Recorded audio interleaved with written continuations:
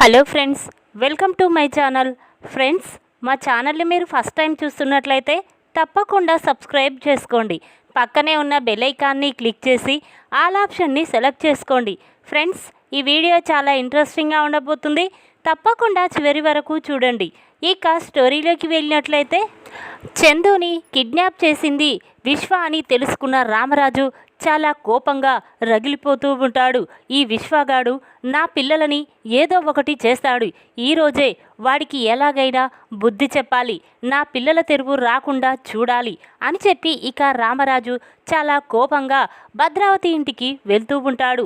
అది చూసిన సాగర్, ధీరజ్, వద్దు నాన్న, ఇప్పుడు అన్నయ్య పెళ్ళి జరిగింది కదా, మనం అందరం చాలా సంతోషంగా ఉన్నాం నాన్న, ఇప్పుడు గొడవ వద్దు, నువ్వే చెప్పావు కదా నాన్న గొడవ పెట్టుకోవద్దని, అలాంటిది నువ్వే ఇప్పుడు విశ్వాన్ని కొట్టడమేంటి, వద్దు నాన్న అని చెప్పి ఇక సాగర్, ధీరజ్ బ్రతిమిలాడుతూ ఉంటే ఇక అది విన్న రామరాజు, లేదురా, ఆ విశ్వాగాన్ని ఇలాగే వదిలేస్తే ఇక ఎప్పుడు ఏదో ఒకటి చేస్తూ ఉంటాడు, ఈరోజు వాడికి ఎలాగైనా బుద్ధి చెప్పాలి అని చెప్పి ఇక రామరాజు భద్రావతి ఇంటికి వెళ్ళి ఇక అక్కడ కూర్చున్న విశ్వ కాలర్ పట్టుకొని బయటికి లాక్కొస్తూ ఉంటాడు.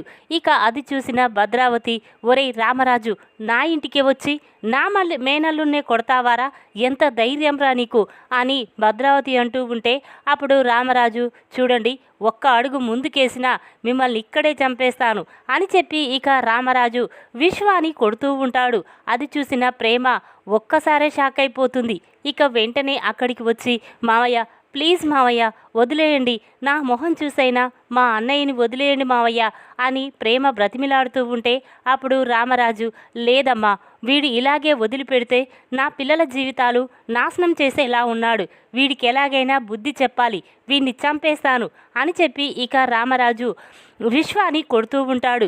ఇక అప్పుడు ప్రేమ, చూడు మావయ్య, ఇదంతా నా వల్లే కదా, ఎందుకు ఇలా గొడవ పడుతున్నారు అని ప్రేమ అనగానే ఆ మాటలు విన్న రామరాజు, అమ్మ ప్రేమ, ఏంటమ్మా నీ వల్లేంటి అనగానే అప్పుడు ప్రేమ, లేకపోతే ఏంటి మావయ్య, ధీరజ్ నా మెడలో తాళి కట్టడం వల్లే కదా, నేను ఈ ఇంటికి కోడలవ్వడం వల్లే ఈ రెండు కుటుంబాల మధ్య గొడవలు పెరిగిపోతూ ఉన్నాయి. చూడండి మావయ్య, నేను ఈ ఇంటి కోడల్ని కాకపోయి ఈ గొడవలు వచ్చేవే కావు అని ప్రేమ అంటూ ఉంటే అప్పుడు రామరాజు చాలా బాధపడుతూ ఉంటాడు. ఒరేయ్ విశ్వాగా, నా కోడలి మొహం చూసి నిన్ను వదిలేస్తున్నాను అని చెప్పి ఇక రామరాజు అందరూ కూడా అక్కడి నుంచి వెళ్ళిపోతారు.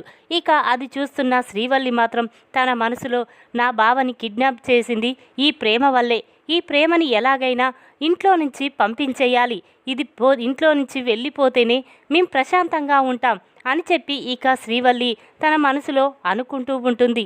ఇక ప్రేమ తన గదిలో కూర్చొని చాలా బాధపడుతూ ఉంటే ఇంతలోనే నర్మద ప్రేమ దగ్గరికి వచ్చి, ప్రేమ ఎందుకు అంతలా బాధపడుతున్నావు, ఉదయం జరిగిన దాని గురించేనా, చూడు ప్రేమ, ఇది మనకు మామూలే, చూడు మర్చిపోయి సంతోషంగా ఉండు, ఎలా జరిగితే అలా జరుగుతుంది, నువ్వేమీ బాధపడకు అని చెప్పి ఇక ప్రేమ, నర్మద ఇద్దరు కూడా మాట్లాడుకుంటూ ఉంటారు.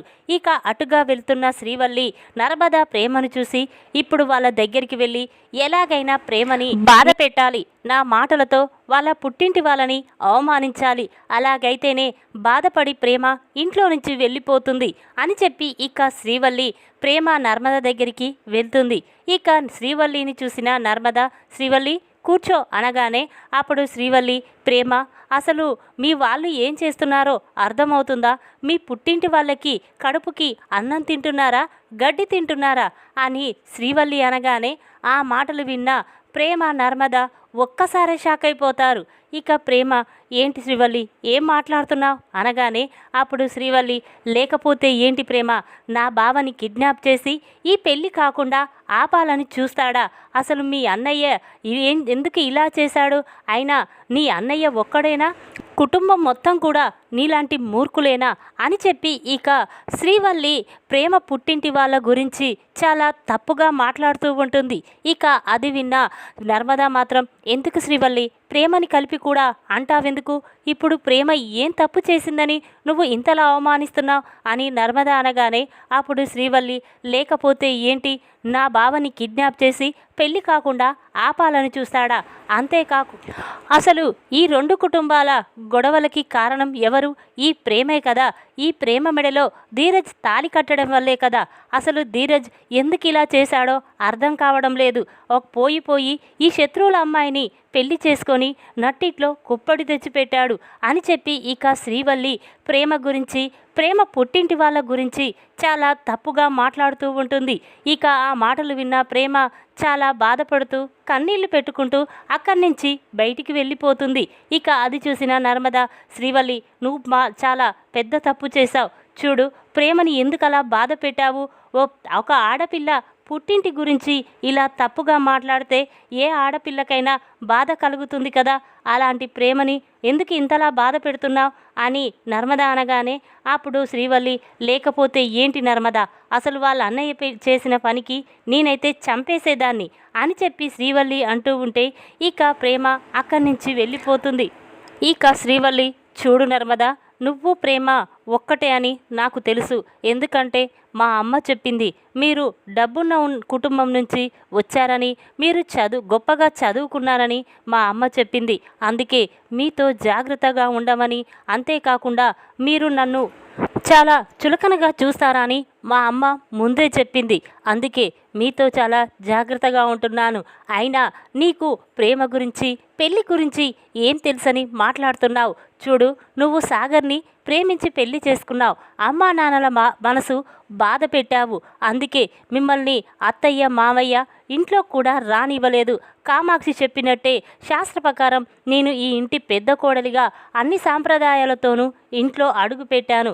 కానీ నువ్వు ప్రేమ మాత్రం ఈ ఇంట్లో బలవంతంగా వద్దని చెప్పిన ఇంట్లోకి వచ్చినట్టే వచ్చారు అని చెప్పి ఇక శ్రీవల్లి నర్మద గురించి కూడా తప్పుగా మాట్లాడుతూ ఉంటుంది. ఇక ఆ మాటలు విన్న నర్మదకి చాలా కోపం వస్తుంది. చూడు శ్రీవల్లి, నువ్వు నిన్న కాక మొన్న వచ్చిన నువ్వే మా గురించి ఇంతలా మాట్లాడుతున్నావే, అసలు నువ్వేం తక్కువ తిన్నావని. చూడు, మీ అమ్మ ఈ పెళ్లి సంబంధమే వద్దని చెప్పింది. అంతేకాకుండా నేను చందు బావనైతేనే పెళ్లి చేసుకుంటా, లేకపోతే చేసుకోనని మీ అమ్మతో పట్టుబట్టి మరి చందుని పెళ్లి చేసుకోలేదా?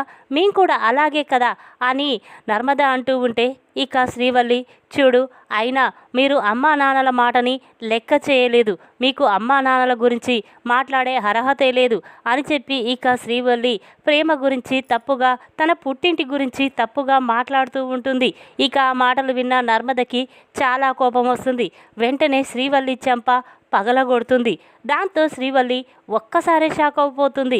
ఇక తన మనసులో, శ్రీవల్లి, చూడు నర్మద, ఈ విషయం గురించే నిన్ను ఇంతసేపు రెచ్చగొట్టాను. ఎలా అయితే నా మీద చేయి చేసుకున్నావో నువ్వు అలాగే నాకు క్షమాపణ చెప్పే రోజు తొందరలోనే తీసుకువస్తాను. చూడు, అయినా ఈ రెండు కుటుంబాల మధ్య గొడవలు ఉన్నా కూడా నేను మీ ఇలా అన్నాదమ్ములని విడదీస్తాను. అత్తామామయ్యల నుంచి నా భర్తను నేను తీసుకువెళ్తాను అని చెప్పి ఇక శ్రీవల్లి కన్నీళ్లు పెట్టుకుంటూ అక్కడి నుంచి వెళ్ళి తన రూమ్లో కూర్చుంటుంది. ఇక ఇంతలోనే చందు శ్రీవల్లి దగ్గరికి వస్తాడు. ఇక శ్రీవల్లి కన్నీరు పెట్టుకోవడం చూసి చందు, ఏంటి శ్రీవల్లి, ఏం జరిగింది? ఎందుకు అంతలా బాధపడుతున్నావు? కన్నీళ్లు పెట్టుకుంటున్నావు ఎందుకు అని చందు అడగగానే అప్పుడు శ్రీవల్లి, ఇంకా ఏముంటుందని, ఆ నర్మదా ప్రేమ ఇద్దరు ఒక్కటయ్యారు.